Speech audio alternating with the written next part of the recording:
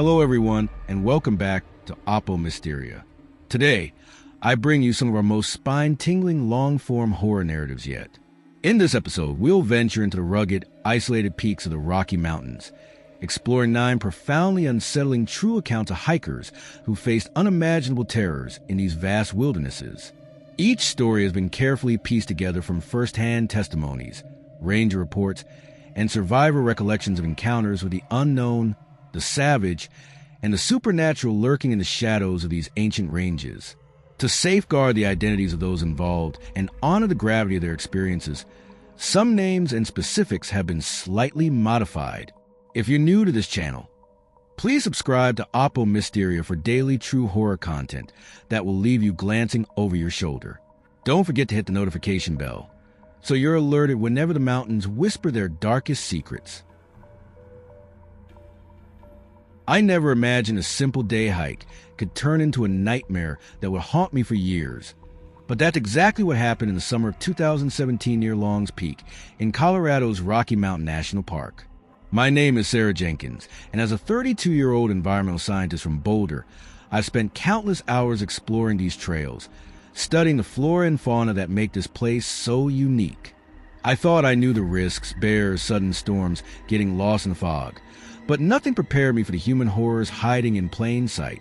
Let me take you back to that day, step by step, because even now, recounting it feels like reliving a fevered dream, one where the line between civilization and savagery blurs into something primal and terrifying. It all started with the planning. As an environmental scientist specializing in alpine ecosystems, I often ventured into the Rockies for field work. Long's Peak, standing at 14,259 feet, is the crown jewel of the park, a magnet for climbers and hikers seeking challenge and beauty. The Keyhole route is infamous, a Class 3 scramble with exposure, ledges, and the infamous home stretch, a near-vertical slab that tests even seasoned adventurers. I'd summited it twice before, once with a group and once solo, so I felt confident. That July morning, I woke at 4 a.m. in my small apartment in Boulder, the air still cool from the night. I packed meticulously, a 35-liter backpack with 2 liters of water in a camelback, energy gels, nuts, an apple, a first aid kit with bandages, ibuprofen, and tweezers for ticks. I added layers, a fleece jacket, rain shell, gloves, knowing how quickly weather can turn at altitude. My GPS watch, fully charged, tracked elevation and heart rate. My phone had offline maps downloaded. I even tossed in a multi-tool and headlamp, just in case. Breakfast was quick. Oatmeal with berries and a banana, washed down with black coffee. I drove the hour to trailhead, arriving as the sky lightened to a soft pink. The parking lot had a few cars, early bird like me, but no crowds yet.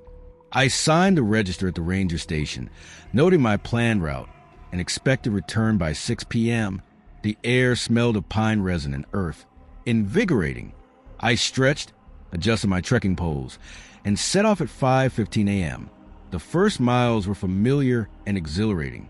The trail wound through dense lodgepole pine forest, the understory dotted with columbine and lupin flowers in full bloom. Squirrels chattered from branches, and a mule deer grazed trailside, unperturbed by my presence. I maintained a steady pace, breathing deeply to acclimate to the thinning air. By 7 a.m., I'd reached the Goblin's Forest, a whimsical area of twisted trees shaped by wind and snow. Here, the path steepened, switchbacking up to the alpine tundra. The views opened up. Estes Park Valley below, snow-capped peaks piercing the horizon. I paused for water, snapping a photo of a pika scurrying among rocks. Cute little lagomorphs adapt to the cold, a focus of my research on climate impacts. No other hikers yet. The solitude was golden. Around 8 a.m., entering the boulder field, a chaotic jumble of car-sized granite blocks. I felt the burn in my quads. Navigation here requires cairns, stone stacks marking the way.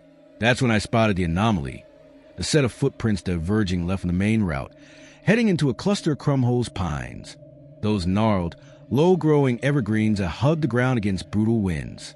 The prints were peculiar, not the deep treads of vibram soles or the smooth marks of trail runners, but bare feet, distinct toes splayed wide, heels digging deep as if bearing weight unevenly. They looked fresh, the soil still moist from overnight dew. As a scientist, my mind cataloged possibilities. A yogi practicing earthing? A distressed hiker who'd lost footwear to a stream crossing? Or perhaps wildlife, bears leave prints, but these were bipedal, human-sized. Curiosity, that innate drive that fuels discovery but courts danger, tugged at me. I hesitated, glancing at my watch, still on schedule. "Hello? Anyone out there?" I called, voice echoing off boulders. Silence. Against better judgment, I followed. Thinking it'd be quick, the detour led downhill slightly, away from the wind-swept openness into denser foliage. Branches snagged my sleeves. Roots tripped my steps. The air grew heavier, scented with damp earth and something metallic, like blood. After 10 minutes, the tracks deepened, as if the maker had started running. My pulse quickened. This felt wrong. I should turn back. But then the clearing appeared. It was a small oval, ringed by boulders like natural sentinels. In the center, a fire pit. Stones circling charred wood, ashes gray but with embers glowing faintly, recent. Scattered around were bones, femurs and ribs of small animals, marrow sucked clean, teeth marks evident. Nearby, a tattered backpack slumped against a pine, zipper broken, contents vomiting out, a Nalgene bottle cracked, Clif Bar wrapper shredded, a topo map of the park with red circles and X's marking spots off trail, including my location. My stomach knotted. This wasn't a casual camp. It screamed haste, violence. I knelt, careful not to disturb, and flipped the map, notes and smudged pencil. Watch for rangers. Fresh tracks east. The backpack's tag read, REI, model from a few years back. Inside, a wallet. Colorado driver's license for a 28-year-old man from Denver. Photos showing a bearded hiker smiling. No cash, cards gone. What happened here? I whispered, adrenaline spiking. The growl shattered the quiet, deep, resonant, vibrating through my chest like a subwoofer. I dropped the wallet, spinning towards sound. There, 50 feet away, partially concealed by a mossy log, was a figure. Tall, over 6 feet, even hunched. Its frame gaunt yet muscular, like a starvation survivor who'd adapted through sheer will.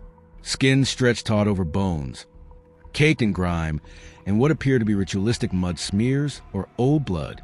Hair matted in dreads, falling over a face scarred from fights or elements. Cheeks hollow, eyes sunken but gleaming with feral intelligence. It wore a patchwork cloak. Deer hide stitched crudely with sinew, intermixed with fabric strips, Gore-Tex from jackets, nylon from pants, trophies perhaps. Bare feet, toes splayed like the prints, nails claw-like. The growl rumbled again, lips peeling back to reveal yellowed teeth filed sharp. I backed up slowly, hands raised, palms out. A universal peace gesture, though doubt flickered if it registered.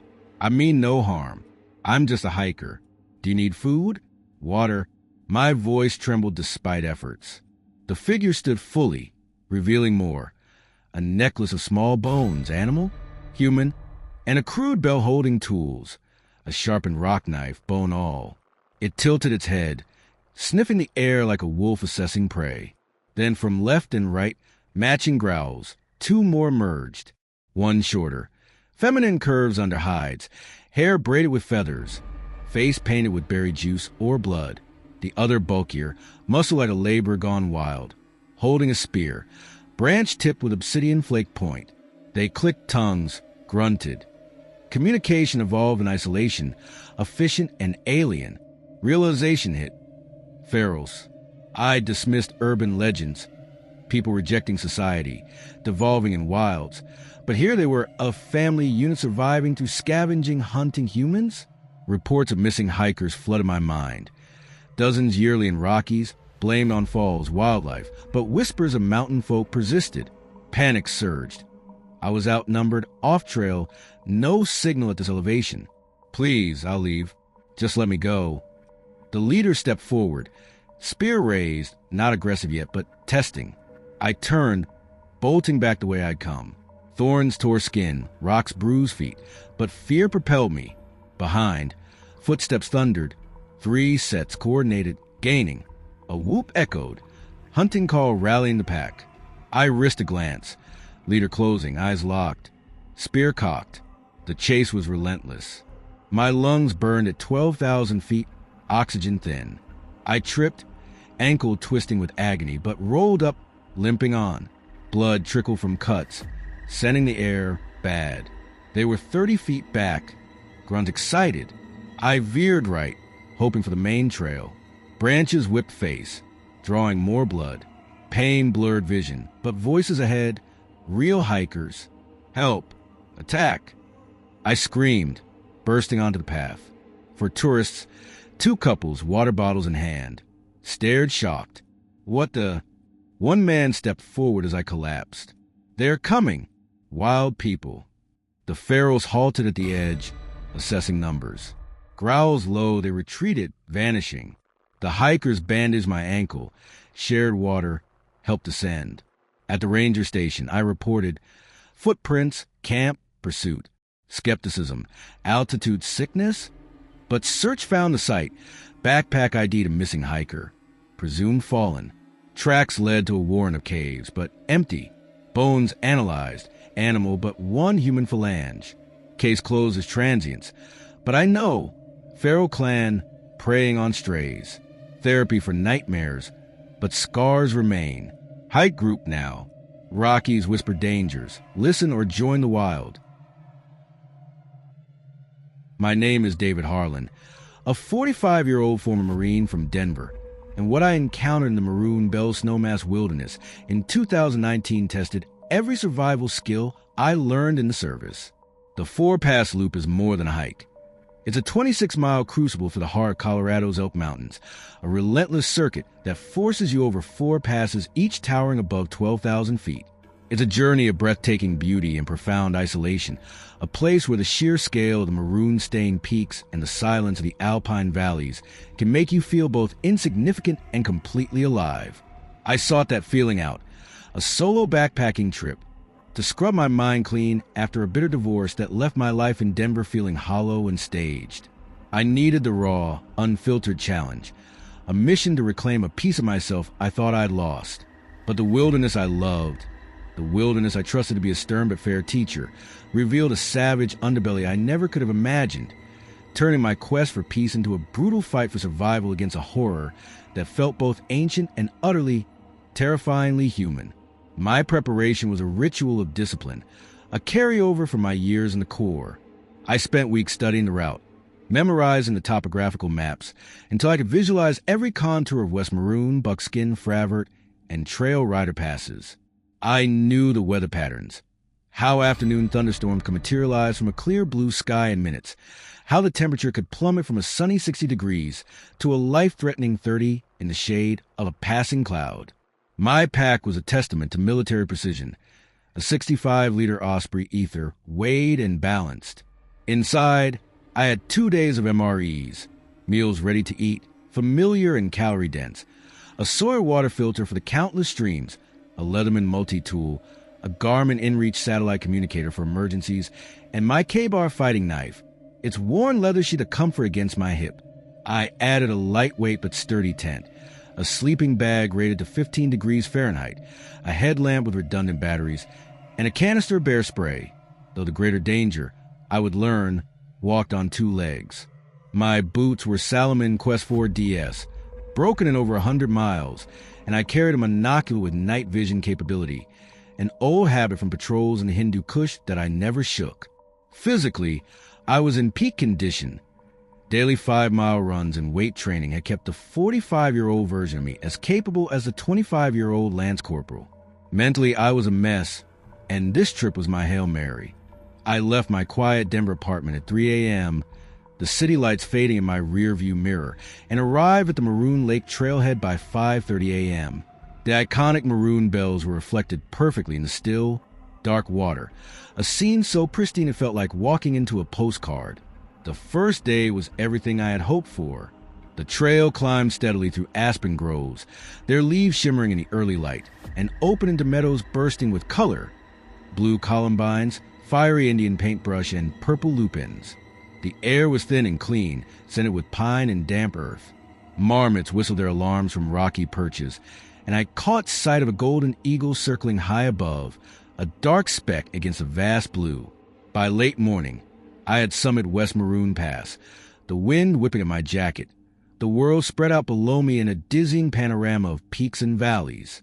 I ate a cold MRE of chili mac for lunch, not wanting to waste time or fuel on cooking, and hydrated with filtered water from a crystal-clear creek. The solitude was profound, broken only by the sound of my own breathing and the crunch of my boots on gravel. I made camp near Snowmass Lake by mid-afternoon, pitching my tent on a flat spot well above the waterline.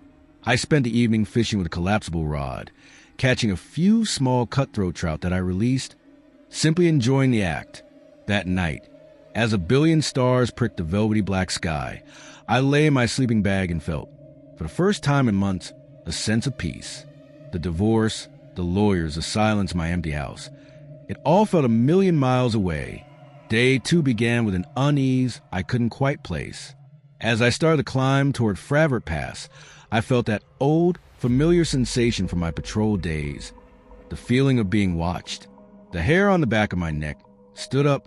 I stopped multiple times, using my monocular to scan the surrounding slopes. I saw elk grazing in a distant basin, a pika scurrying among the rocks, but no other people. I chalked it up to the isolation and the hypervigilance that was my military default setting. The pass was steep, a loose scree slope that required careful footing, but I reached the summit by 11 a.m., sweating despite the cool, thin air. The descent into the Fravert Basin was beautiful, but the feeling of unseen eyes persisted, a constant, low-grade alarm buzzing the back of my skull. I pushed on, reaching the shores of Crater Lake by 2 p.m. It was a stunning spot. The lake's turquoise waters a stark contrast to the stark, gray cliffs surrounding it. I set up camp in a designated site, built a small, careful fire with deadfall to cook a dehydrated meal, and watched the sunset paint the peaks in shades of orange and purple. The unease lingered, but I attributed it to the sheer remoteness. Around 11 p.m., deep in my sleep, a sound woke me.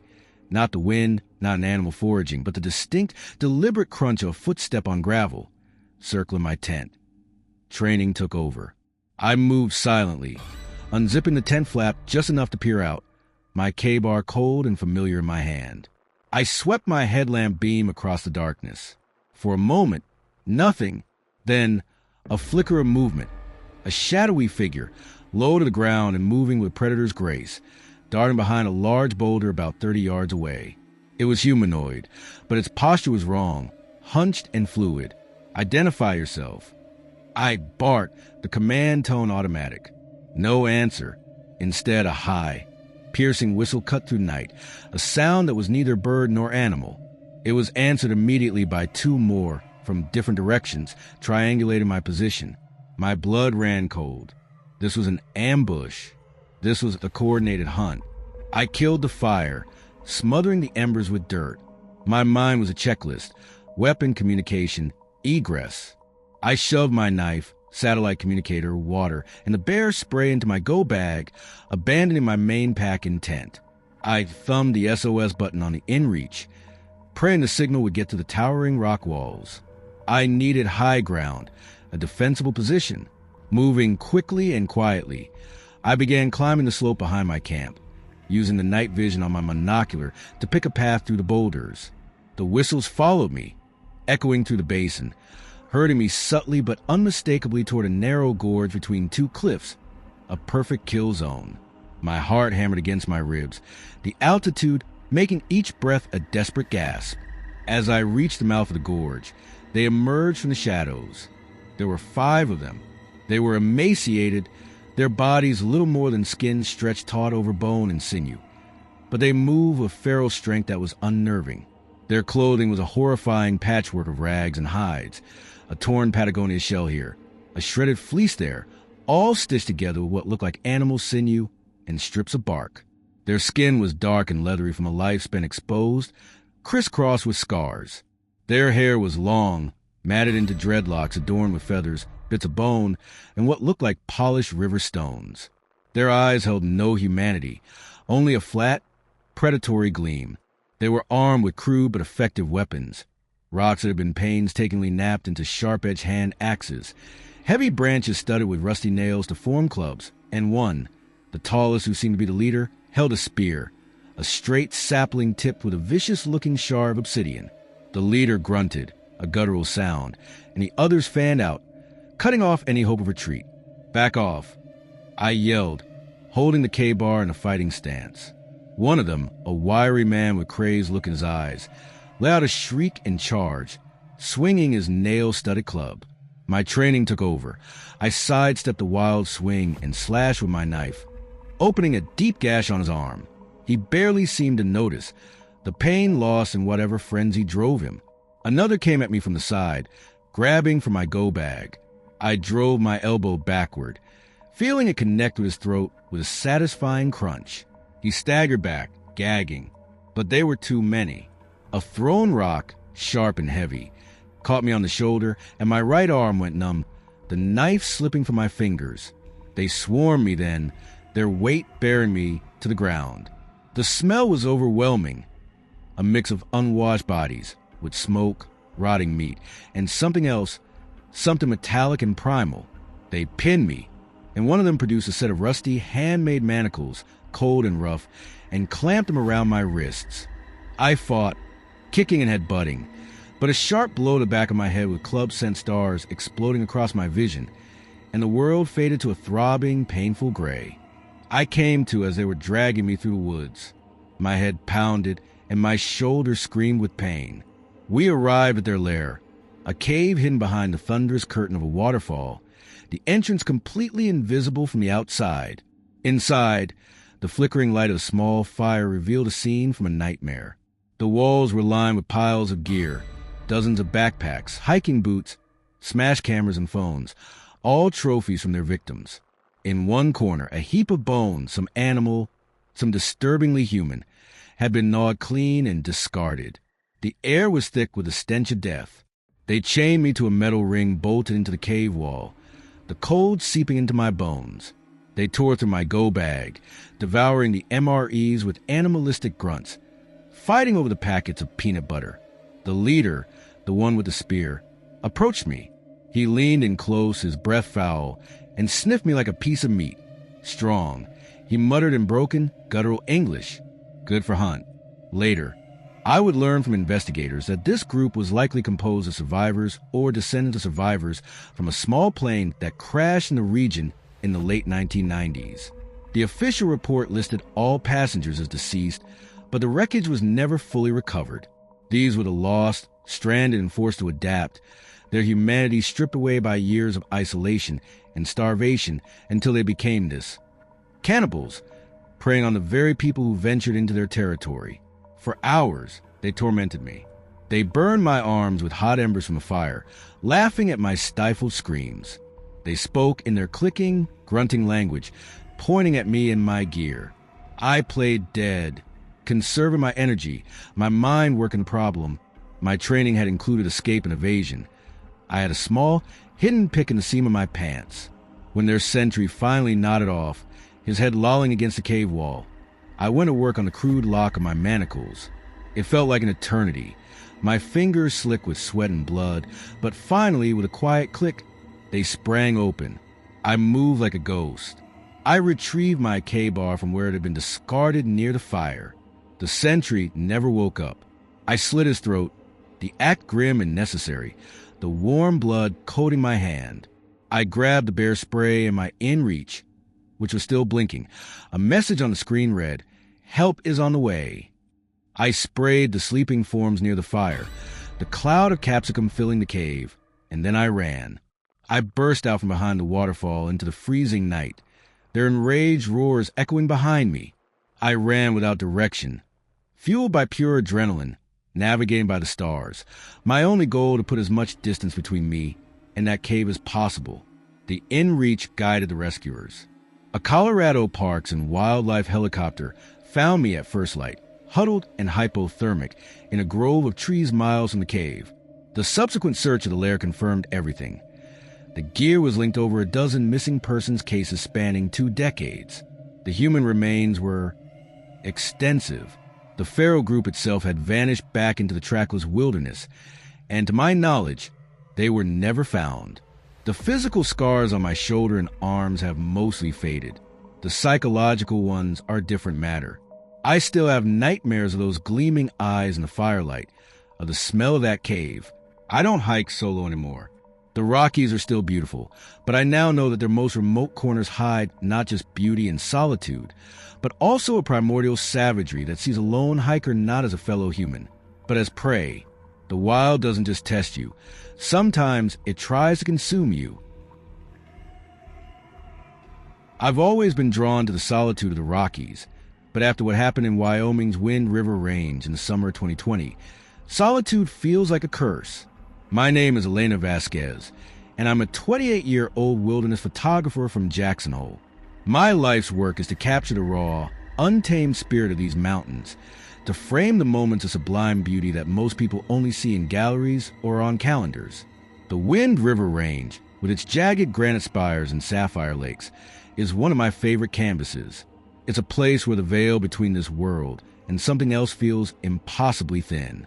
I went there for a 5-day solo trek into the Titcomb Basin, a place so pristine and remote it feels like the dawn of creation.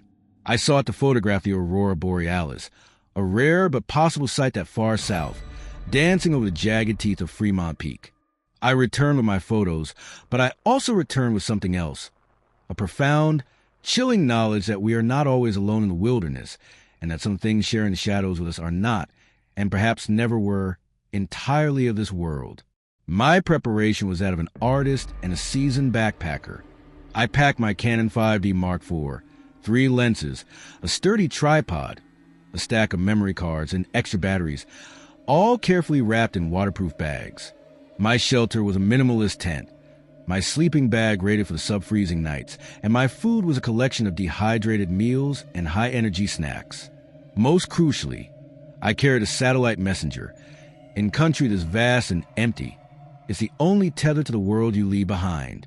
I started from the Pole Creek trailhead on a brilliant Monday morning, my pack heavy, but my spirit light. The first 2 days were a photographer's dream. I hiked through meadows alive with elk and moose, their massive forms moving like shadows through the willow thickets. I camped at a spot I call Photographer's Point, a rocky overlook where the entire range unfolded before you. That first night, the sunset was a conflagration of orange and purple, and I captured frame after perfect frame. The silence was absolute, a presence in itself. On the 3rd day, I pushed deeper into the heart of the range, into the Titcomb Basin itself. The air changed. The vibrant, life-filled energy of the lower valleys gave way to something older, heavier. The towering peaks of the Continental Divide felt less like majestic scenery and more like ancient, brooding sentinels. I set up my camp on a bench of land above the lower Titcomb Lake, the water a perfect, impossible blue. As the sun dipped below the high ridges, casting the basin into an early, deep twilight, I prepared my camera for a long exposure of the emerging stars. That's when I first heard the whispers. At first, I dismissed them as the wind playing tricks. It was a soft, sibilant sound, like air moving through pine needles. But the air was still. I paused, my finger on the camera's shutter button, and listened. The sound resolved, just on the edge of hearing. It wasn't random noise. It was a voice, or the ghost of one. Elena, it sighed, a breathy exhalation that seemed to come from everywhere and nowhere at once. A cold knot tightened in my stomach. No one knew my exact location. No one should have been out here. Hello? I called out, my voice small and swallowed by the immense silence. The only answer was another whisper, closer this time. Come closer, stay with us. I spun around, my headlamp beam cutting a frantic swath through the darkness. Nothing, just the stark, black shapes of boulders and the distant glimmer of the lake. I tried to rationalize it.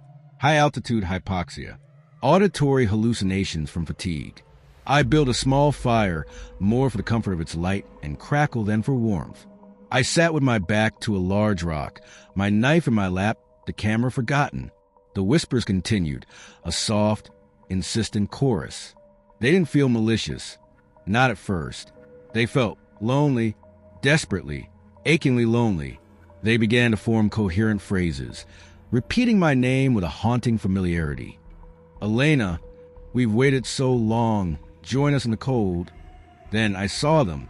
At the edge of the firelight, where the darkness began to congeal, figures began to materialize. They were translucent, shimmering like heat haze on a cold day, their forms outlined in a faint phosphorescent glow. There were 5 of them, maybe 6. They were dressed in outdated gear, heavy wool coats, leather boots, canvas packs, the kind of equipment you'd see in photographs from the early 20th century. Their faces were pale, gaunt, etched with a permanent expression of sorrow and exhaustion. Frost clung to their beards and eyelashes. One, a man with a kind, weathered face, took a hesitant step forward. He raised a spectral hand, and his mouth moved, but the words seemed to form directly in my mind. "The storm took us, the avalanche. We are so cold. Stay with us." My blood turned to ice water. I remembered the stories, the local legends of the frozen wanderers, a party of miners or explorers from the 1920s who had vanished in a sudden, catastrophic blizzard. Their bodies were never recovered. These weren't living people. They were echoes, memories trapped in the stone and ice, replaying their final, desperate moments for eternity. I fumbled for my satellite messenger, my hands shaking so badly I could barely press the buttons. The screen flickered, the battery icon plummeting from half full to empty in seconds. It died with a soft beep. My headlamp dimmed and went out. My camera, which had been set for a time-lapse, powered down. It was as if the very energy was being sucked from my technology, from the air itself. The figures drifted closer, their collective cold preceding them like an advancing winter. The temperature around my camp plummeted. My breath plumed in the air and the fire sputtered, its flames dying down to embers despite the dry wood. The whispers became a deafening chorus inside my head, a symphony of despair. I saw flashes of their deaths, the blinding white of the blizzard, the thunderous roar of the avalanche, the suffocating pressure of the snow, the slow, agonizing freeze. They weren't trying to hurt me. They were trying to share their experience, to make me understand their eternal solitude. They wanted company.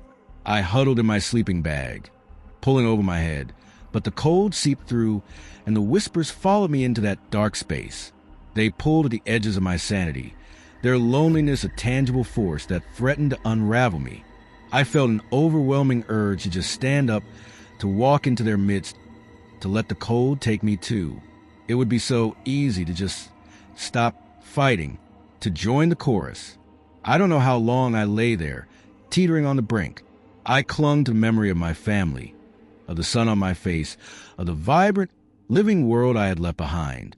I focused on that warmth, that life, building a mental wall against encroaching despair. Dawn was my salvation. The first faint hint of gray on the eastern horizon seemed to weaken them. Their forms grew fainter, their whispers fading to a distant sigh.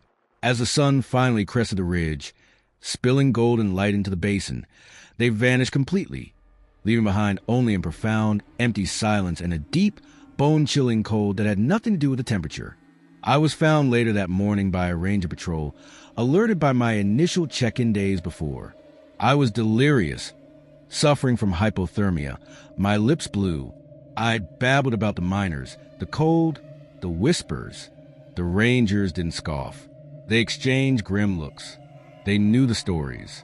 They'd heard similar accounts from other hikers who had ventured too deep into the Titcomb Basin, especially near the old, unmarked trails that were believed to be the miners' original route. My photos, when I recovered them, were a mix of stunning landscapes and bizarre anomalies. In several long exposure shots, there were strange, swirling orbs of light and faint, human-shaped smudges in the darkness. Experts would later call them lens flare or dust on the sensor. I know what they are. I still photograph the mountains, but I never go alone into the deepest wilderness anymore. And I never, ever stay after dark in the places where the old stories linger. The Wind River Range is breathtakingly beautiful, but its beauty is a mask for a deep and ancient sorrow. There are places that remember the dead, and sometimes the dead don't want to be forgotten. They want to be joined. So if you're hiking in the high country and you hear a whisper on a still day, if you feel a sudden inexplicable chill, don't stop to listen. Walk on. Because some voices from the past aren't just telling a story. They're looking for a new ending, and they might just decide you're the perfect person to provide it. My name is Tom Riley, and for 15 years, I've worn the green and gray of a park ranger in Montana's Glacier National Park. In that time, I've been a first responder, a search and rescue coordinator, a naturalist, and a law enforcement officer. I've faced down grizzlies, talked suicidal hikers off ledges, and pulled families from burning vehicles. I thought I'd seen the full spectrum of what these mountains could throw at a person. I was wrong. The incident that occurred in the late summer of 2018 near Gunsight Pass didn't just challenge my skills. It fundamentally violated my understanding of the wilderness I've dedicated my life to protecting. It revealed a threat so calculated, so deeply embedded in the landscape, that it forced me to confront an uncomfortable truth. The most dangerous predators in these mountains aren't the ones with claws and fangs, but the ones who walk on two legs and have learned to treat this sacred place as their private hunting ground. What I found was not a random act of violence, but evidence of a sustained, organized operation that viewed my rangers and the public we protect as the enemy. It was a Tuesday, the tail end of the season. The summer crowds had thinned, leaving the high country to the dedicated backpackers and the onset of autumn's crisp silence. My patrol that day was a solo trek along the Gunsight Pass Trail, a stunning route that straddles the Continental Divide, offering views of glacial lakes like Ellen Wilson and the sprawling expanse of the Blackfoot Glacier. My duties were routine: check backcountry permits, ensure campsites were clean, monitor bear activity, and assist any hikers in need. I was carrying the standard gear: a VHF radio with a limited repeater range in the deep valleys, a first aid kit, bear spray, my service-issued sidearm, and a satellite phone for true emergencies. The sky was a deep, cloudless blue, and the air had that sharp, clean quality that only exists above 6,000 feet. For the first few hours, it was a perfect day. I encountered a few small groups of through hikers, all cheerful and respectful, their spirits buoyed by the magnificent scenery. The trouble started subtly.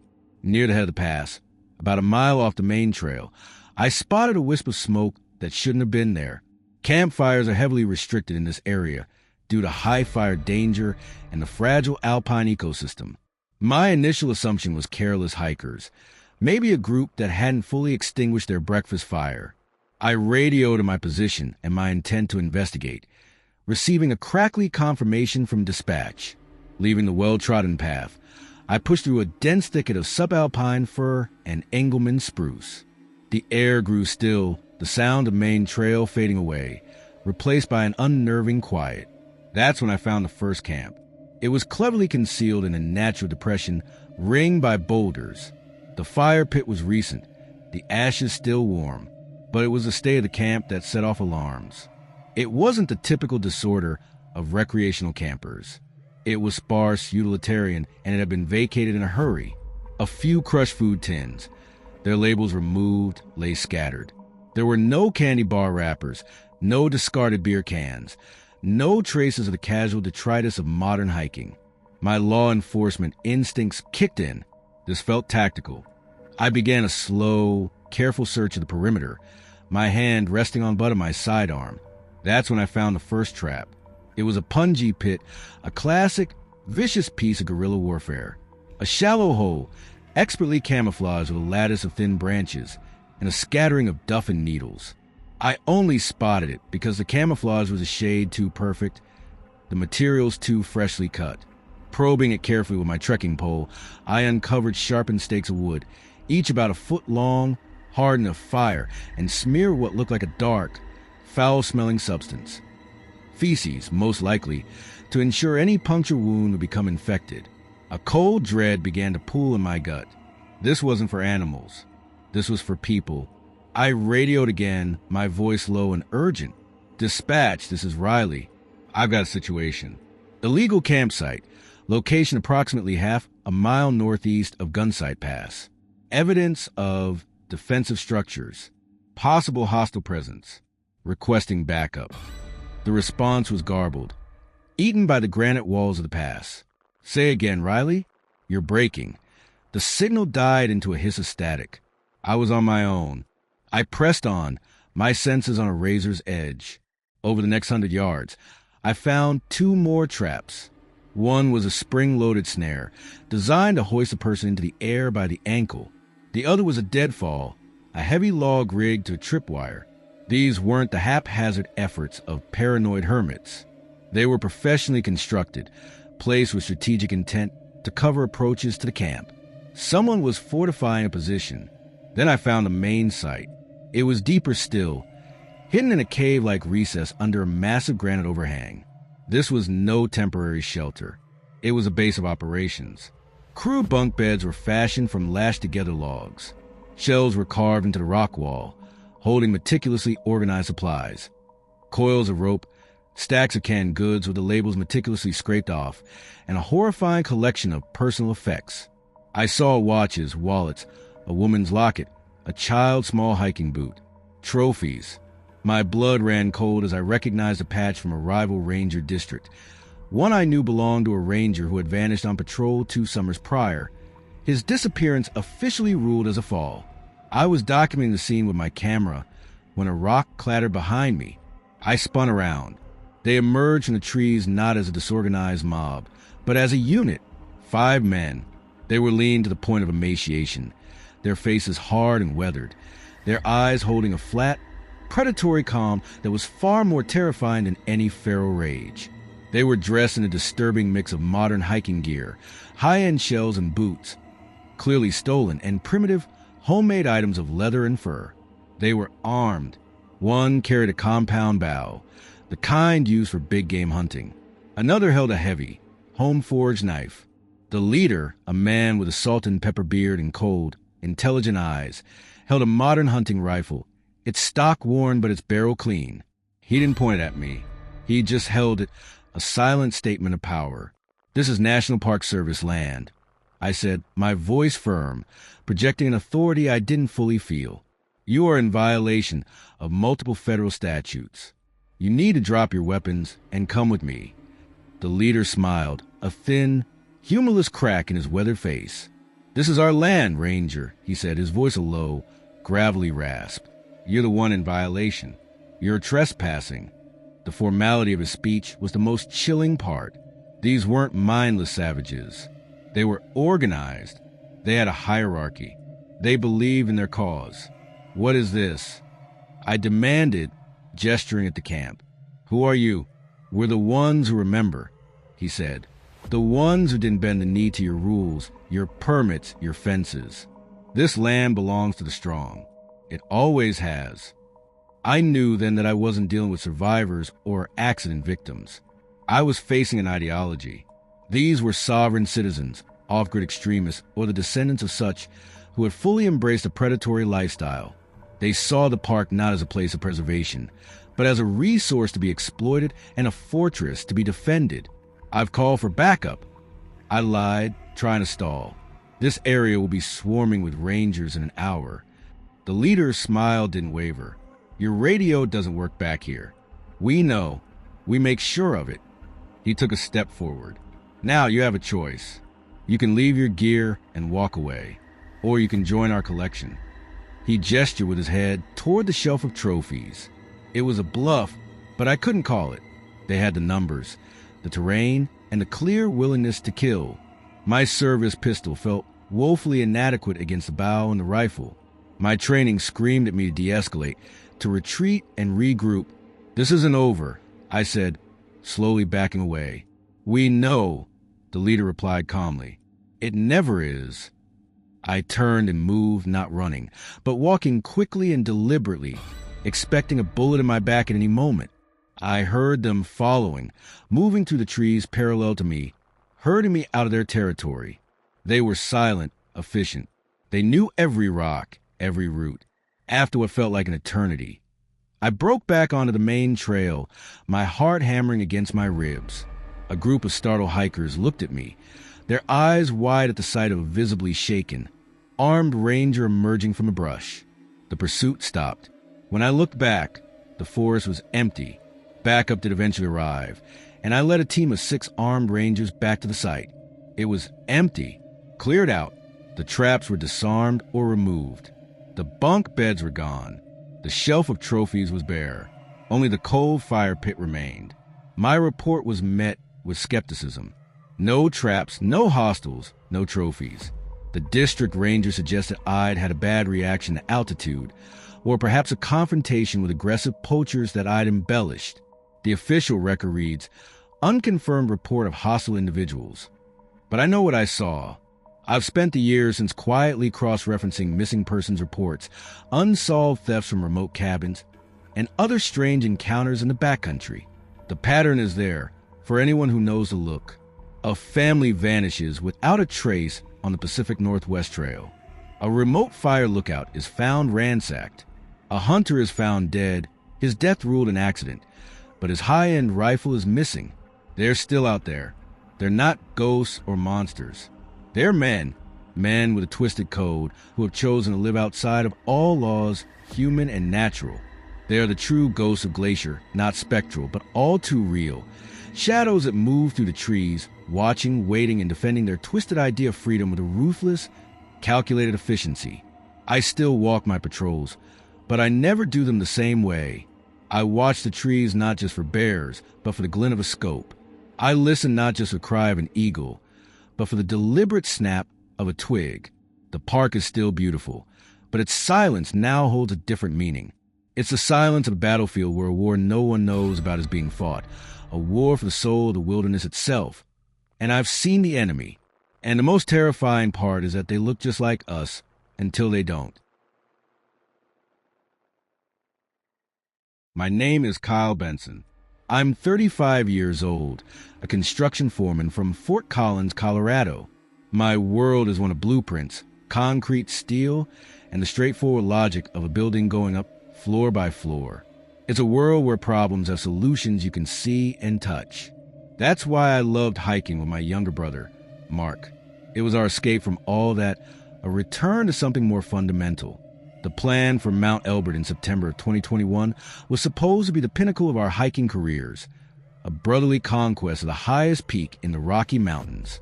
It was meant to be a story we'd tell for years, a testament to our bond. Instead, it became a story I can barely force myself to whisper, a nightmare that stripped away my belief in a logical world and showed me a darkness festering in the high places, a darkness that doesn't just kill you, but seeks to consume you, to erase you and make you a part of its own twisted family. Mark was always the adventurer. At 28, he was a river guide, all sun-bleached hair and easy confidence. He was the one who convinced me to take the Northeast Ridge route, a longer, more isolated path than the standard one from the North Mount Elbert trailhead. More of a challenge, Kyle. More solitude, he'd said, his eyes gleaming. I'd agreed, eager for the quality time. We started before dawn on a Tuesday, the air so cold our breath plumed in the beams of our headlamps. The initial trek through the aspen groves was magical. The leaves were just beginning to turn, a cascade of gold against the dark green of the spruce and fir. We talked about everything and nothing, work, our parents, his latest girlfriend, my kids. For those first few hours, everything was perfect. The world was simple and beautiful. As we broke above Treeline, around 11,000 feet, the landscape transformed into a vast, rolling tundra, the summit cone of Elbert looming in the distance. The wind picked up a constant, keening force. We were alone, the only souls in a sea of granite and sky. That's when we heard it. A faint, desperate cry, carried and broken by the wind. "Help somebody, please." We froze, looking at each other. "Did you hear that?" Mark asked, his playful demeanor gone. "Yeah, sounds like it came from over there." I pointed toward a rocky outcrop to the east, off the main ridge. The cry came again, weaker this time, a drawn-out moan of pain. "My leg, I think it's broken." Without a second thought, Mark started towards the sound. "Come on, man, we gotta help." My foreman's brain, trained in sight safety, sent up a flare of caution. It fell off. Why was a solo hiker so far off route? But the urgency in that voice overrode my suspicion. We scrambled over the unstable talus, calling out, "We're coming! Hang on!" We found him in a small, sheltered depression between two large boulders. A man, maybe in his late 30s, dressed in decent hiking gear. He was sitting, clutching his left leg, his face a mask of exaggerated pain. "Thank God," he gasped. "I slipped. I've been here for hours." Mark was already kneeling beside him, pulling out our first aid kit. "Easy, buddy. We've got you. Kyle, help me get a splint on this." I moved to help, but something was nagging at me.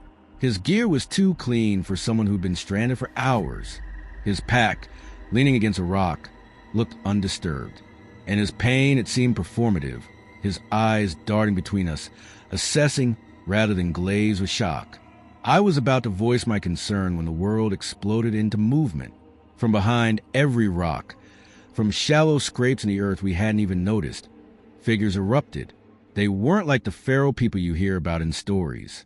They were organized, silent, and terrifyingly efficient. There were 4 of them, plus the injured man who scrambled his feet with a smirk, his injury forgotten. They moved with a purpose that spoke of rehearsals. 2 of them grabbed Mark, pinning his arms behind his back before he could even stand. He let out a grunt of surprise and struggled, but a 3rd man pressed a crude, sharpened bone knife to his throat. "Don't move," the leader, the one who had been bait, said to me. His voice was now flat, devoid of its previous desperation. "Make a sound, try to fight, and we spill your brother's blood on this rock." My own training in construction safety was useless. This wasn't an accident. This was an ambush. My mind raced, a frantic, useless engine. I had bear spray on my belt, but the man with the knife was too close to Mark. I was frozen, a statue of terror and indecision. "What do you want?" I managed to choke out. "Take our packs. Take our money. Just let him go." The leader laughed, a short, ugly sound. "We don't want your things. We're hunters, and we just caught ourselves some fresh stock." The word stock sent a jolt of pure, undiluted horror through me. This wasn't a robbery. It was a kidnapping. For what? Slavery? Something worse? They worked quickly. They produced rough, handmade leather straps and bound Mark's hands and feet. He fought, his eyes wide with terror, pleading with me. "Kyle, do something." One of them struck him across the face with a closed fist, the crack echoing in the thin air. He went limp, stunned or unconscious. I took a step forward, a roar of fury building in my chest, but the leader leveled a heavy, wooden club at me. "Your choice," he said calmly. "You can die here right now, or you can run. If you run, you live. For now, we always need more stock." They were giving me a chance to escape. It was a game to them, a sick, predatory game. I looked at Mark, his head lolling, a trickle of blood from his lip. I was his older brother. I was supposed to protect him. But faced with those cold, empty eyes and the reality of that bone knife, my courage shattered. The primal instinct for self-preservation overwhelmed everything else. I turned and I ran. I ran like I have never run before, not even in high school football. I ran with the sound of their laughter chasing me, a sound more chilling than any scream. I ran until my lungs felt like they were full of shards of glass, until the bile rose in my throat. I didn't stop until I stumbled back onto the main trail, collapsing in front of a group of startled hikers who were making their way to the summit. It took hours to get a coordinated search party together. I was hysterical, my story sounding insane even to my own ears. Men hunters, they took my brother. They called him Stock. The Rangers were skeptical. They suspected a fall, a rock slide, that I was disoriented from altitude and trauma. But they mounted a search.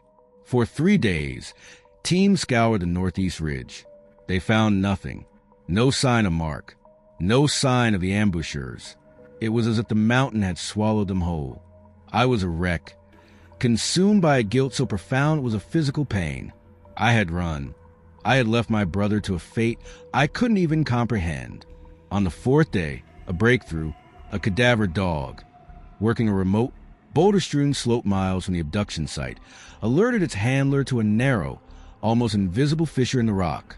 It wasn't a cave you could walk into. It was a crack you had to squeeze through. Inside, the search team found a chamber. And in that chamber, they found Mark. He was alive, but he was not the same. He was emaciated, dehydrated, and curled in a fetal position in the darkness, chained to the wall by his ankle with a rusted, ancient-looking manacle. He was surrounded by the gnawed bones of small animals and a stash of stolen hiking gear. But the most chilling thing was what he said when they freed him. His voice was a dry rasp. The family, they said I was to be a new brother. They said I would learn or I would feed the mountain. The subsequent investigation was hushed up. The official report called an abduction by a disturbed individual or individuals living off-grid. But the ranger in charge, a grim-faced veteran, confided in me. They had found other things in that cave system, things the public never heard about, evidence of long-term habitation. Crude, genealogical charts scratched onto pieces of slate, showing a family tree stretching back decades. They were a clan, a multi-generational group that had retreated from society and evolved a terrifying survival strategy. They supplemented their hunting and gathering by harvesting hikers. Some they kept, the strong, the young, the resilient. They were indoctrinated, broken, and absorbed into the family to maintain their numbers. The others. The ranger didn't finish the sentence. He didn't have to. The look in his eyes said it all. Mark was in a psychiatric hospital for 6 months. He has night terrors. He can't be in the dark. He sometimes refers to me not as Kyle, but as the one who ran. The doctors call it Stockholm Syndrome, mixed with profound PTSD. I call it a life sentence for both of us. I don't work in construction anymore. I couldn't focus. The straightforward world of blueprints and concrete was gone, replaced by the memory of that high, lonely ridge and the cold eyes of those hunters. I started a nonprofit now, advocating for backcountry safety and raising awareness about the real, human dangers that exist beyond the trail markers. I tell my story to anyone who will listen, not for sympathy, but as a warning. The summit of Mount Elbert is the highest point in Colorado. People climb it for the view, for the bragging rights, for the sense of accomplishment. But I know a different truth. I know that on those sun-drenched slopes, in the shadow of the summit, there are shadows that move with purpose. There's a family that calls a thin, cold air home. They are patient. They are watching. And they are always looking for new stock. So if you go hike in a large, well-armed group, stay on the main trail, and if you hear a cry for help from somewhere off-route, think of me, think of Mark, and ask yourself one terrifying question. Is it a person in need, or is it bait for the hunters who don't want your food or your wallet, but want you? My name is Lisa Chun. I am a geologist, a woman of science, a person who deals in the tangible, the measurable, the eons-old logic of rock and mineral. The Earth story is written in stone, and my life's work has been to learn its language. In the summer of 2016, I was conducting a solo geological survey in Utah's Uinta Mountains, a unique range running east of west, known for its vast, high-altitude basins and some of the oldest exposed rock on the continent. I was there to map and sample Precambrian quartzite formations, seeking clues to ancient tectonic shifts. I went into those mountains armed with my hammer, my maps, my core samples, and my unwavering belief in empirical reality. I emerged a different person, my worldview shattered and reassembled into something far stranger and more terrifying. I learned that the stories the rocks tell are not just a geology, but a memory of spirit and of a vengeance that can lie dormant for centuries, waiting for a single, unwitting trespass. My base camp was near Mirror Lake, a stunning, reflective body of water cradled by towering peaks. The first few days were a geologist's dream. The air was clear, the weather stable, and the rock exposures were pristine. I spent my days with my nose to the stone, chipping samples, sketching fault lines in my field notebook, the sun warm on my back. The Uintas have a profound silence, a deep, resonant quiet that feels ancient and knowing. At first, I found it peaceful, but as the days wore on, the silence began to feel less empty and more watchful. It began on the third evening. I was sitting by my campfire, cataloging the day's samples, when I first heard the chanting. It was faint, a rhythmic, guttural murmur that seemed to emanate from the very air around me. I stood up, turning in a slow circle, my rational mind scrambling for an explanation. A distant group of campers? An auditory illusion caused by the wind funneling through a particular rock formation? But the air was still. The chanting grew slightly louder, resolving into a pattern I didn't recognize. It wasn't English. It was something old, something primal, a language of breath and earth. I felt a cold prickle on the back of my neck, a scientist's intuition that something was fundamentally wrong with the data my senses were providing. The following day, while investigating a promising quartzite outcrop a mile from my camp, I found the source of my unease. I had been so focused on the mineral composition of the rock that I had failed to see the context. Scattered around the base of the outcrop, half buried in the soil and sheltered by an overhang, were artifacts, not modern litter, but ancient hand-worked objects. A broken spear point of obsidian, exquisitely flaked. A grinding stone, its hollow worn deep from generations of use. And then, with a sinking feeling in my gut, I saw the petroglyphs. They were faded, carved into a dark, flat-paneled rock I had initially taken for a simple igneous intrusion. They depicted stick-figure hunters, spirals representing the sun, and more abstract, ominous symbols, jagged lines that could represent lightning or conflict, and figures that appeared to be falling or being consumed. I had disturbed a site, not just an archaeological site, but a sacred one. I knew immediately. The energy of the place shifted. The air grew heavy, thick with a palpable sense of intrusion. I backed away, my professional excitement instantly replaced by a deep, superstitious dread. I am a scientist, but I am also a woman of Chinese heritage, raised with a respect for the spirits of place, the genius loci. In that moment, the scientist was silent, and the ancestral understanding of sacred ground screamed in alarm. That night, the phenomena escalated from auditory to visual. As dusk settled, the figures appeared. They were not fully corporeal, but they were more than mere shadows. They were composed of shimmering twilight substance, like heat has given form and intent. They were Native American warriors and elders, their features proud and severe, their clothing and adornments speaking of a time long before European contact. They did not speak, not in words I could understand. Instead, their message was projected directly into my mind, a wave of cold, focused anger. Desecrator, you tread on the bones of our ancestors. You disturb the sleep of the spirits. I tried to apologize, to project my thoughts back, to explain that I meant no disrespect, that I was only there to learn. But their anger was a wall. It was an ancient, righteous fury, a protective instinct for a land that had been taken from them, for holy places that had been violated over and over.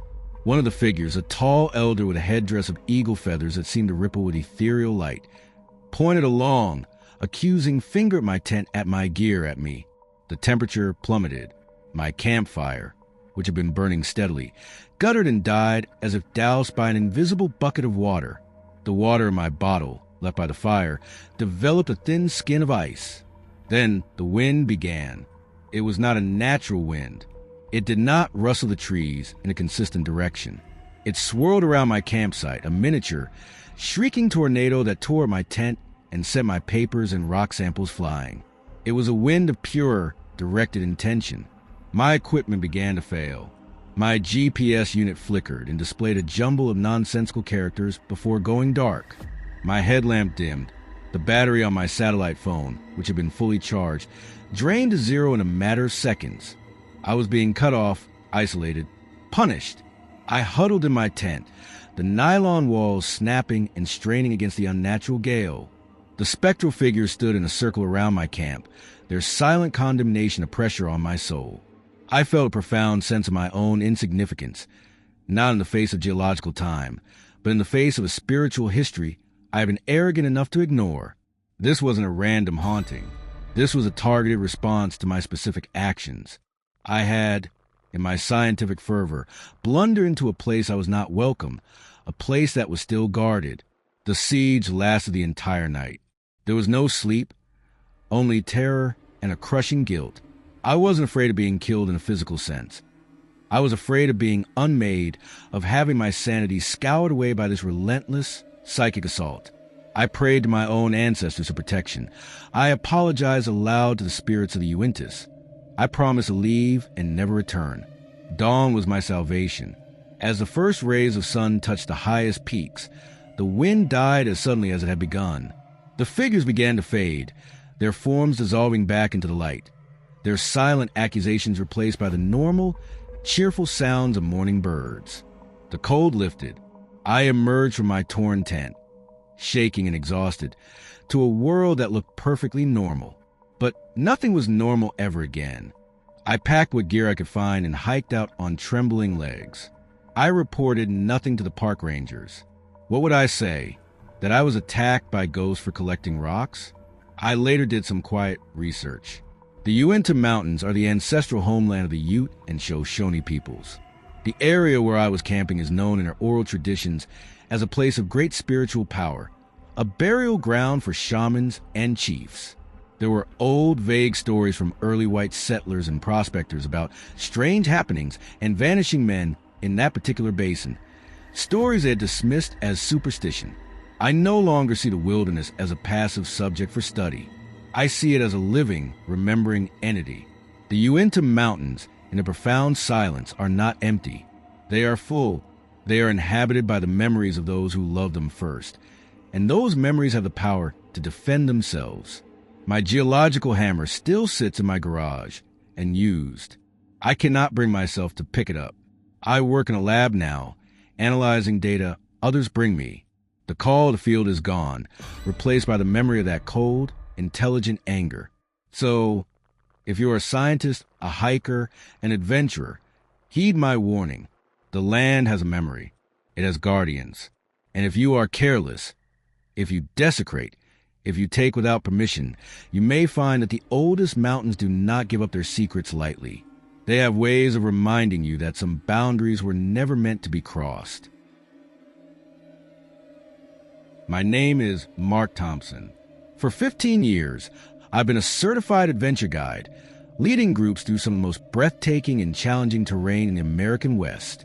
My reputation was built on safety, knowledge, and a deep respect for the mountains. I've navigated whitewater rapids, led technical rock climbs, and guided countless backpacking trips, all without a single major incident. My clients trusted me with their lives, and I took that responsibility with the utmost seriousness. The trip into Idaho Sawtooth Range in July of 2022 was supposed to be another highlight, a week-long traverse for a small, private group through the stunning alpine landscape around Alice Lake. It was a route I knew like the back of my hand. I thought I was prepared for anything the wilderness could throw at us. I was wrong. The Sawtooths didn't challenge us with weather or terrain. They revealed a festering human horror that shattered my professional confidence and left me questioning the very nature of isolation and what it can do to the human spirit. My group was a mix of experience levels. A retired couple from Boise, the Harrisons, who were avid day hikers but new to multi-day trips.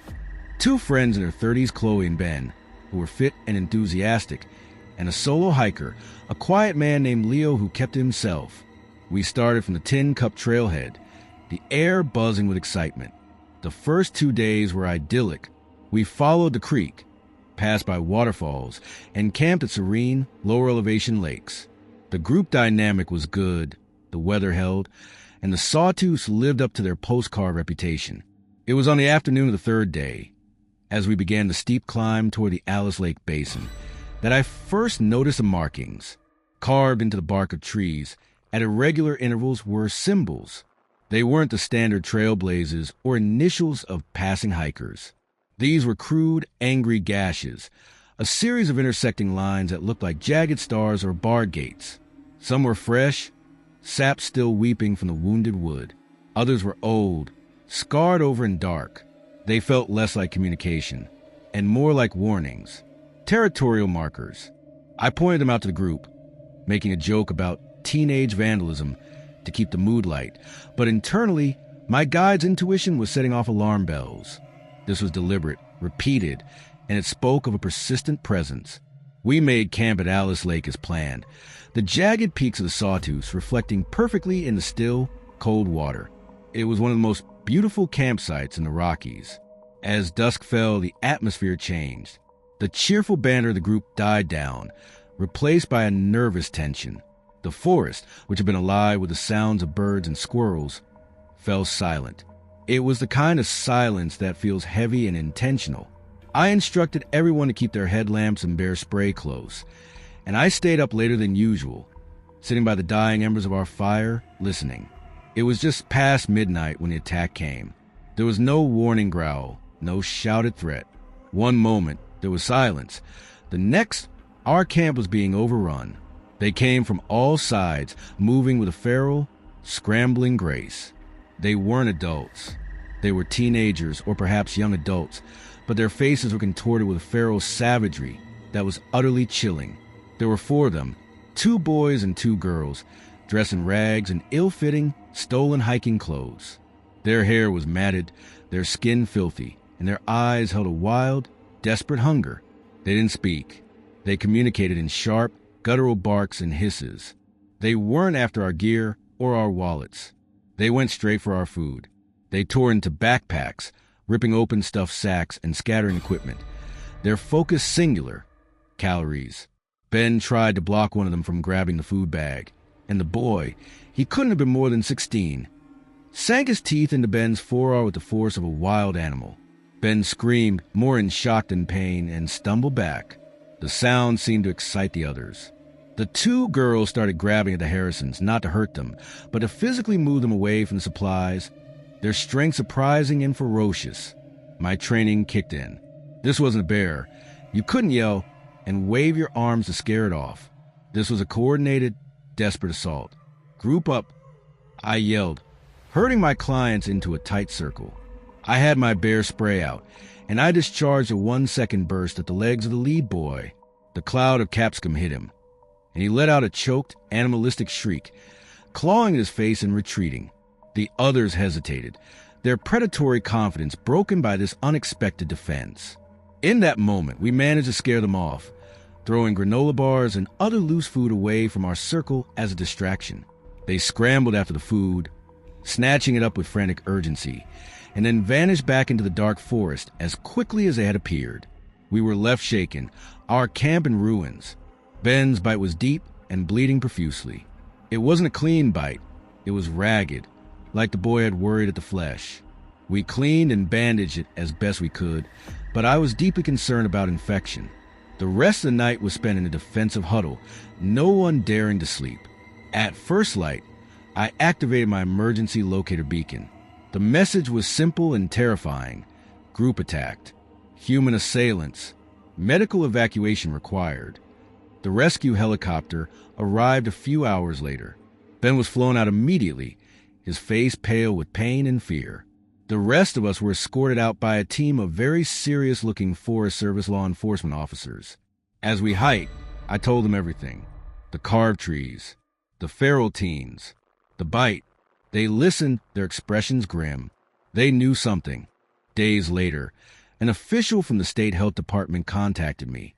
Ben had developed a severe infection from the bite, one that didn't respond to normal antibiotics. The pathogen was rare, something typically found in saliva of animals that scavenge on rotting carcasses. The investigation, I later learned from a ranger I trusted, uncovered a den not far from Alice Lake. It was a hidden shelter, stocked with stolen gear and littered with bones. But the most disturbing find was a collection of items that clearly belonged to children. A tattered teddy bear, a small, pink sneaker, pages from coloring books. The theory, the ranger confided, was that these weren't just random feral youths. They were likely the abandoned or lost children of off-gridders, survivalists, or criminals who had either died or left them to fend for themselves. They had formed their own pack, surviving on what they could hunt, steal, and scavenge.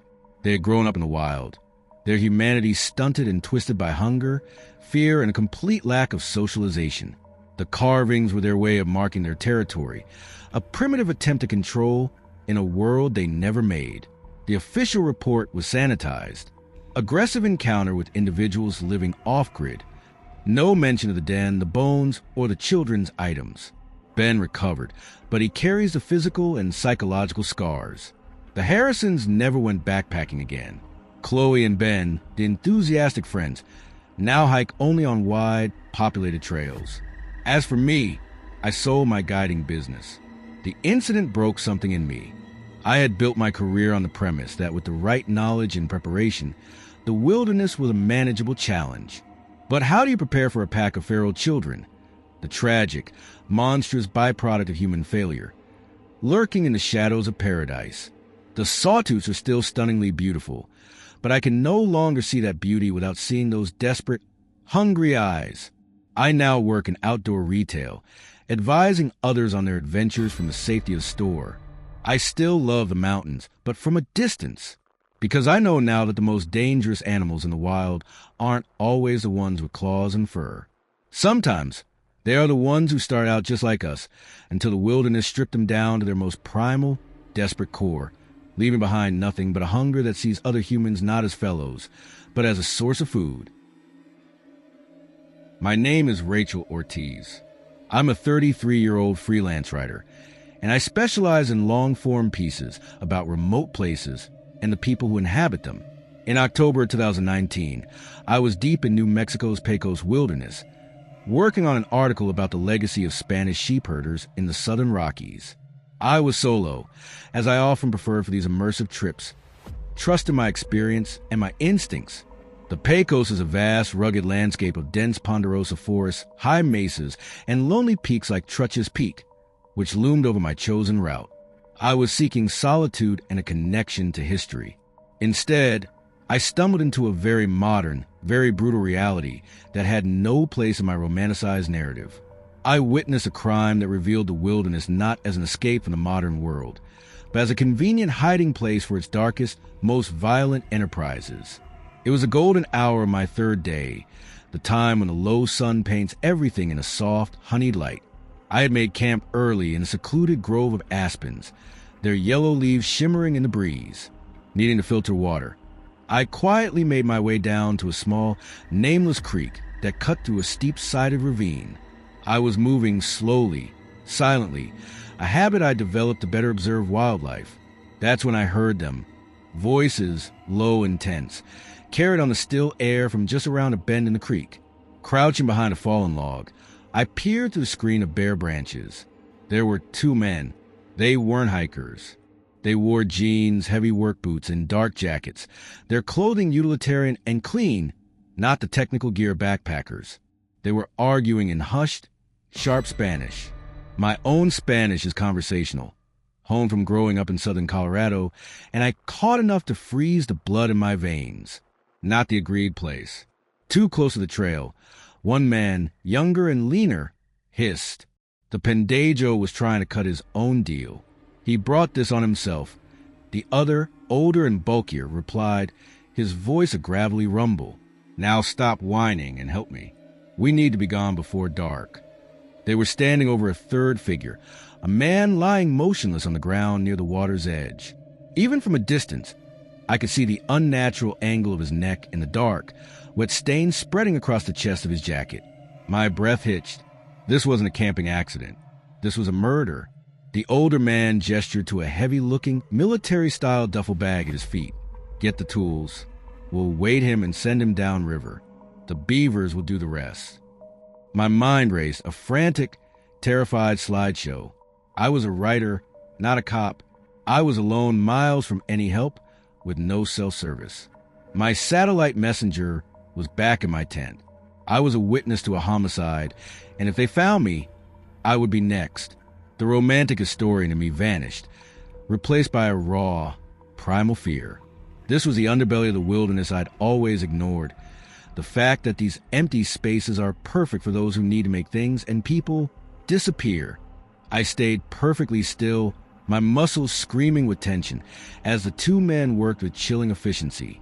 They pulled rocks from the creek bed, stuffing them into the dead man's clothing and the duffel bag. They used a coil of rope to tie the gruesome package together. Their movements were practiced, unhurried. This was not their first time. My mind connected the dots. The Pecos wilderness, with its labyrinth of old logging roads in proximity to the I-25 corridor, was a known, though not often discussed, route for drug and human trafficking. I had blundered into a cartel disposal site. The younger man was nervous, constantly scanning the trees. His eyes passed over my hiding spot once, twice. I pressed myself into the damp earth, praying the fading light and my dark clothing would camouflage me. The seconds stretched into an eternity. Finally, with a grunt, the two men rolled the weighted body into the deepest part of the creek. It sank with a gurgle, the current quickly tugging it out of sight downstream. They stood for a moment, watching, then shouldered the now empty duffel bag and turned to leave. That's when the younger man's eyes locked directly onto mine. It was less than a second, a flicker of contact in the dim light. But it was enough. His mouth opened in a silent oh of surprise. He nudged the older man and pointed straight at me. There was no time for thought, only action. I exploded from my hiding place and ran. I didn't run back toward my camp. That would lead them straight to my gear, my identity, my car. I ran upstream, away from the trail, crashing to the undergrowth with a desperation I'd never known. Behind me, I heard their shouts, furious guttural commands in Spanish to stop. A gunshot cracked, the sound unnaturally loud in the quiet canyon, and a bullet snapped a branch off a tree to my left. I ran like a hunted animal, my rider's mind disengaged, my body operating on pure instinct. I zigzagged through the trees, using the rugged terrain to my advantage, my lungs burning. I could hear them crashing after me, their heavier footsteps and angry curses close in the distance. They knew the stakes. A witness was a loose end, and loose ends were eliminated. My only advantage was that I was lighter and, in that moment of sheer terror, probably faster. I pushed myself harder than I ever had, scrambling up a steep, rocky slope, my fingers scraping on stone. At the top, I risked a glance back. I had a lead, but they were still coming, their faces mass of grim determination. I had to get to my satellite messenger. It was my only hope. I cut laterally across the slope, using a game trail I'd noted earlier, and began a wide, desperate loop back toward my camp. The sun had fully set now, and the forest was plunged into a deep blue twilight. I moved as quietly as I could, my ears straining for the sound of pursuit. I heard them, farther away now, their voices frustrated as they lost my trail in the darkness. I reached my camp and didn't dare turn on a light. I fumbled in my tent, my hand shaking uncontrollably until I found the cold, hard plastic of the garment in reach. I pressed the SOS button, then, remembering its text function, I typed a frantic, abbreviated message with trembling thumbs. Witnessed a murder. 2 armed males hunting me. GPS location attached. Send police. Pecos Wilderness. I hit send and watched the screen, praying to a god I hadn't spoken to in years for the little message sent icon to appear. It did. I didn't stay. I grabbed a messenger, my knife, and a jacket, and I fled my camp, leaving everything else behind. I found a dense thicket of young spruce trees and burrowed into the center, making myself as small as possible. I sat there in the pitch black, the cold seeping into my bones, listening to every snap of a twig, every rustle of leaves. I heard them once, much later, their voices low and angry as they searched my camp, no doubt finding my wallet, my notes, my rental car information at the trailhead. I knew they wouldn't stop looking. I have no memory of the hours that passed. It was a blur of cold terror and a hyper-awareness of every sound in the forest. The first hint of dawn was painting the sky when I heard the distinct, beautiful sound of a helicopter. It grew louder, and then a beam of light swept across the trees near my hiding spot. I stumbled out, waving my arms frantically. The rescue was a whirlwind. State police, FBI agents. My abandoned camp was processed as a crime scene. The body was recovered miles downstream. The 2 men were never caught. They had vanished back into the vastness of the wilderness, their network undoubtedly warning them of the incoming law enforcement presence. The official investigation confirmed my story. The victim was a low-level cartel associate. The duffel bag had contained drugs and cash. I was debris for days, my life effectively put on hold. I never wrote the article on sheep herders. I still write, but I no longer seek out the remote and the solitary. The Pecos Wilderness and places like it now hold a different meaning for me. Their beauty is a mask, a lure that can draw on the unsuspecting. The trails aren't just paths for recreation. They are supply lines for monsters. The silence isn't peaceful. It's the quiet before execution. I learned a brutal lesson that autumn. The wilderness doesn't care about your romantic notions. It is a moral, a blank canvas upon which both good and evil can paint their stories. And sometimes the most dangerous thing you can find in the backcountry isn't a bear or a cliff, but simply being in the wrong place at the wrong time and seeing something you were never meant to see. My name is Alex Rivera. For 20 years, I was a professional climbing guide and instructor, my life dedicated to the vertical world. The feel of granite under my fingers, the precise placement of a cam, the dizzying exposure of a clean face. That was my language, my poetry. The Teton Range in Wyoming was my sanctuary, my second home. I'd lost count of how many times I'd summit the Grand Teton. Guiding clients up the Exum Ridge, a classic and challenging route that never failed to inspire awe. The climb in late September 2023 was meant to be a personal one. A solo ascent to clear my head after a difficult season. I was 38 years old, at the peak of my physical and technical abilities.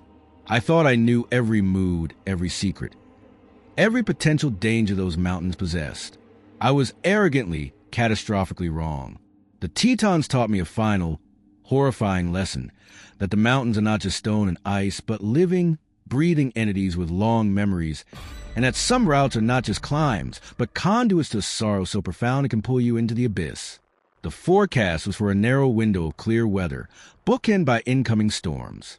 I started in the pre-dawn blackness from the Lupin Meadows trailhead, moving fast and light. My pack held only the essentials, a 70-meter rope, a light rack of cams and nuts, water, energy bars, and a bivy sack for emergency shelter. The air was cold and sharp, and my headlamp beam cut a solitary path through the silent forest. As I ascended the Garnet Canyon approach, the first hints of light revealed the towering cathedrals of rock above, their silhouettes stark and imposing against the lightening sky. I felt that familiar thrill, the focused calm that always settled over me before serious climb. The first pitches of the Exum Ridge went smoothly. The rock was cold but dry, the friction perfect. I moved efficiently, my movements economical and precise, a dance I performed 100 times. I soloed the easier sections, roping up only for the more technical parts. The world narrowed to the next handhold, the next foot placement. By mid-morning, I was high on the ridge, the world falling away beneath my feet in a breathtaking sweep of glacial valleys and distant peaks. That's when the first tendrils of fog began to curl up from the depths of the canyons. The forecasted storm was arriving early.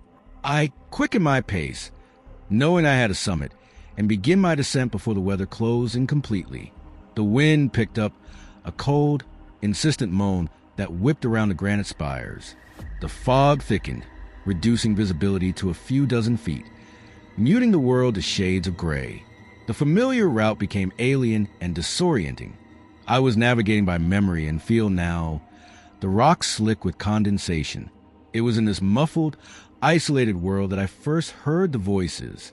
They were faint at first, whispers woven into the fabric of the wind. I dismissed them as auditory hallucinations, my mind playing tricks in the sensory deprivation of the fog. But they grew clearer, more distinct. They weren't shouts or calls for help. They were pleas. Desperate, hopeless, endless pleas. Help me, I slipped. So cold, can't hold on. Martha, where are you? I can't see. Just let go. It's easy to let go. A cold dread, far deeper than the mountain's chill, seeped into my bones. These were the voices of the lost. Climbers, hikers, souls who had met their end on these slopes over the decades. The legends every local knew but rarely spoke of. The calling crevasses, places where mountains themselves seemed to remember the dead and sometimes called out to the living. I tried to block them out, focusing on my breathing, on the next move. But the voices were insidious, worming their way into my psyche, feeding on my own growing fear and isolation. The crux of the route was a famous friction pitch, a long, exposed slab of smooth granite. In dry conditions, it was a test of nerve and technique. Now, coated in a thin, invisible film of moisture, it was a death trap. I was halfway across, my body tense, my fingers searching for non-existent holds, when the voice came again. This one was different. It was a child's voice, clear and close, right beside my ear. "I'm scared. Don't let me fall." I jerked my head around, a fatal mistake. My foot, smearing on the slick rock, slipped. For a heart-stopping second, I teetered on the edge. My years of training kicked in. I managed to regain my balance, but my momentum was gone, my confidence shattered. I was stranded in the middle of the pitch, paralyzed by fear and a cacophony of spectral voices that now seemed to be coming from every direction. The wind howled, and in its roar, I heard the screams of a long-ago climbing party caught in an avalanche. That's when I felt the hand. It was not a physical hand of flesh and bone. It was a grip of pure cold, a spectral vice that clamped around my ankle. It felt like being plunged into a glacial stream, a numbness that shot straight up my leg. I looked down into the swirling fog. I saw a face, a pale, bleached visage of man, his features stretched in a rictus of terror, his eyes hollow pits. He was half embedded in the rock itself, a spirit of the mountain, one of the countless who had never made it down. "Stay," the voices chorused, a symphony of despair. "Stay with us. The fall is forever." The pull was immense, an impossible weight trying to drag me off the face. It wasn't just a physical force. It was a psychic one, a wave of utter hopelessness that promised an end to the struggle, to the fear, to the cold. It would be so easy to just give in, to let go and join the chorus. I fought back with everything I had, a scream tearing from my throat that was lost in the wind. I kicked out with my free foot, my ice axe swinging wildly, connecting with nothing but air and mist. With a final, desperate surge of will, I wrenched my leg free. The sensation was like tearing flesh. I didn't think, I just moved. I scrambled, slid, and fell the last few feet of the friction pitch, landing in a heap on a small, sloping ledge. My ankle exploded in pain. I'd broken it in the fall. I was trapped, injured, on a narrow ledge in a raging storm, surrounded by the ghosts of the dead. I huddled in my bivy sack, shivering uncontrollably as the storm raged around me. The voices continued their mournful dirge, but they were fainter now, as if my resistance had pushed them back. I activated my personal locator beacon, a final, desperate act. The hours that followed were a blur of agony and delirium.